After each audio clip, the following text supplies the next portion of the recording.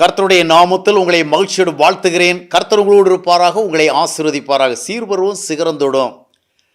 ஒரு பெண் ஒரு பாஸ்டர் இடத்துல போய் கேட்டாங்களாம், பாஸ்டர், நான் நாகரிக உடை அணியலாமா, நவநாகரிக உடை அணியலாமா, இல்லை அணியக்கூடாதா? பாஸ்டர் சொன்னாராம், தாராளமாக அணியலாம், ஒன்றுமே பிரச்சனை கிடையாது. நாம் நாகரிகமாக தான் அணியணும், நவநாகரிகமாக தான் அணியணும்.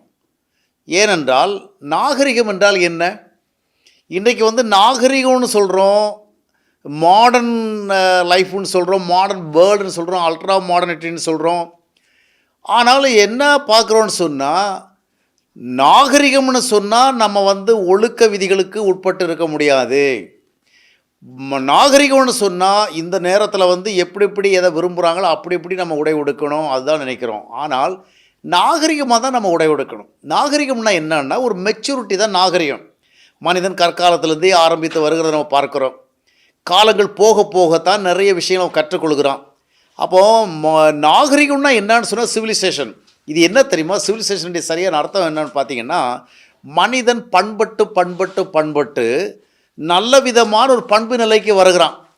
ஒரு காலத்தில் அவன் அறியாத நிறைய விஷயங்கள் இப்போ அறிய கிடைக்கிறபடினால அந்த அறிவை பயன்படுத்தி பயன்படுத்தி இன்னும் தன்னை என்ன செய்கிறான்னா ஒரு சரியான மனிதனாக்குறான். அதுதான் நாகரிகம்.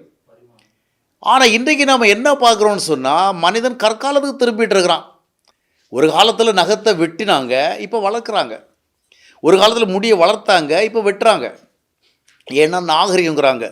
ஒரு காலத்தில் இவனுக்கு சரியாக உடை உடுக்க தெரியாதனால இவன் தாறுமாறாக உடை உடுத்தான். இன்றைக்கி பாருங்கள், எல்லாம் தெரியும், நிறைய படித்து வச்சுட்டு தாறுமாறாக உடை உடுக்கிறாங்க.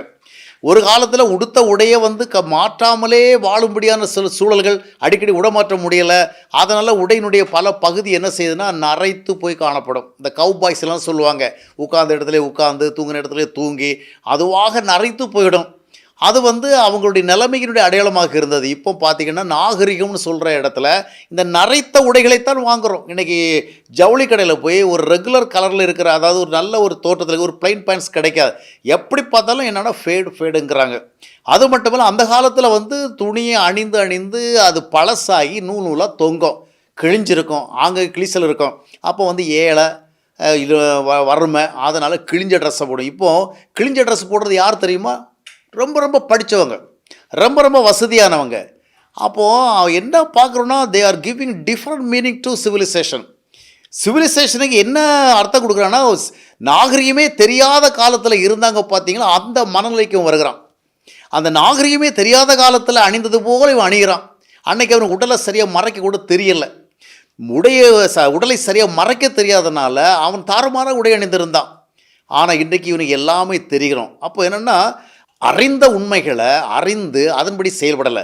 ஆனால் நாகரிகமாக தான் நம்ம உடை அணியணும், நாகரிகமாக தான் வாழணும். அது என்ன அர்த்தம்னா, பண்பட்டவர்களாக, மெச்சூர்டாக, புரிந்து கொண்டவர்களாக, எது சரி எது தவறு என்று அறிந்து கொண்டவர்களாக வாழ்கிறது தான் நாகரிகம். இன்றைக்கி பார்த்திங்கன்னா நிறைய பேருடைய உடைகள் அவர்களுடைய உடல் அவயவங்களை உரிய முறையில் மறைக்கவில்லை, அதற்கு பதிலாக ஏன்ற அளவுக்கு வெளிப்படுத்தி காட்டுகிறது. அதுதான் நாகரிகம். இல்லை, இது நாகரிகம் இல்லை, இது நாகரிகம் இல்லாதவருடைய நிலை. இது அறிவு வளராதனுடைய விளைவு, பண்படாதனுடைய விளைவு. நாகரிகம்னா பண்பட்டது. அப்போது ஆண்டவரை அறிந்த பிள்ளைகளுக்கு இன்னும் நிறைய பண்பட்ட நிலைமை உருவாகும். எது அறிவு, எந்த மாதிரி உடை அணியணும், எப்படி நாம் அணிந்திருந்தால் அது ஒழுக்கமாக இருக்கும், நற்தோற்றமாக இருக்கும், அடக்கமாக இருக்கும், மனுஷர்களுக்கும் பிரச்சனை இல்லாமல் இருக்கும், தேவனுக்கும் பிரியமாக இருக்கும்.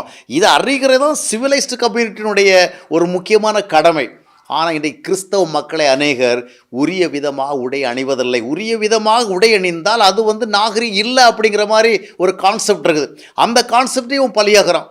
நாம் கரெக்டாக ஒழுக்கமாக உடை அணிந்தால் ஒன்றும் தெரியாத மக்கள் கூட்டத்தை சேர்ந்தவன் சொல்லுவாங்க அப்படின்னு. அப்போ என்னன்னா, அவன் நாகரிகத்தை இழக்கிறான். கற்காலத்தில் வாழ்ந்த மனிதர்களை போன்று அவனுக்கு இயற்கையாகவே அறிவில்லை, அந்த அறிவையும் இமிட்டேட் பண்ணுறான். ஆனால் கிறிஸ்தவர்கள் அபிதமான ஒரு அறிவற்ற நிலைமையை நாகரிகம் என்று சொல்லக்கூடாது. நவநாகரிகம்னா என்ன? புதிய நாகரிகம். புதிய நாகரிகம் என்ன? இப்போது நம்ம ரொம்ப கற்று ரொம்ப சரியானதை அறிந்து கொண்டோம். அப்போ அந்த அளவுக்கு அந்த நாகரிகத்தை நம்ம வெளிப்படுத்தணும். ஆனால் இன்றைக்கு வெளிப்படுத்துவது நாகரிகத்தை இல்லை, நாகரிகமின்மை. உடையில் நாகரிகமில்லை, தோற்றத்தில் நாகரிகமின்மை, பார்வையில் நாகரிகமின்மை, பழக்கத்தில் நாகரிகமின்மை. அப்போது நாகரிகம் இல்லாததை இந்த உலகம் நாகரிகம்னு சொல்கிறது, அதான் இதில் பெரிய வேடிக்கை. நாங்களாம் ரொம்ப இது மாடர்ன் சிவிலைசேஷன் என்ன?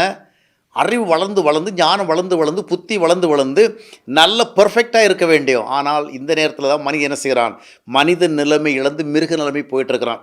இன்றைக்கி நிறைய பேர் அணிகிற உடைகள் இதை விட குறைவாக அணிய முடியாது, அந்த அளவிற்கு ஆயிடுச்சு. அப்போ இதெல்லாம் நாம் கிறிஸ்தவ மக்கள் மேற்கொள்ளணும். ஏன்னா நம்ம நாகரிகமாக வாழணும். நாகரிகம் என்றால் என்ன? இந்த உலகம் சொல்லுகிற நாகரிகமின்மையை நாகரிகம் என்று சொல்லுகிறதில்ல. நம்ம பண்படுகிறோம், அறிவில், ஞானத்தில், புத்தியில் பண்பட்டு எது ஒழுக்கம், எது சரி, அந்த பண்பட்ட நிலைமை செல்கிற பொழுது தான் ஆண்டவரும் ஆசீர்வதிப்பார். 1 தீமோத்தேயு 2:10 என்ன சொல்லுகிறது? தகுதியான உடை அப்படின்னா எந்த அளவுக்கு அறிவு பெற்றிருக்கிறோமோ, எந்த அளவுக்கு ஞானம் பெற்றிருக்கிறோமோ, எந்த அளவுக்கு புத்தி பெற்றிருக்கிறோமோ, அந்த அளவுக்கு நம்முடைய தோற்றங்களும் நம்முடைய உடைகளும் மாற வேண்டும். அதை உலகம் விரும்பாவிட்டாலும் தேவன் விரும்புவார். உலகம் நம்மை ஆசீர்வதிக்காத தேவன் தான் ஆசீர்வதிப்பார். எனவே நாகரிகமாக உடையெடுப்போம், நாகரிகமாக வாழ்வதைத்தான் கர்த்தர் விரும்புகிறார்.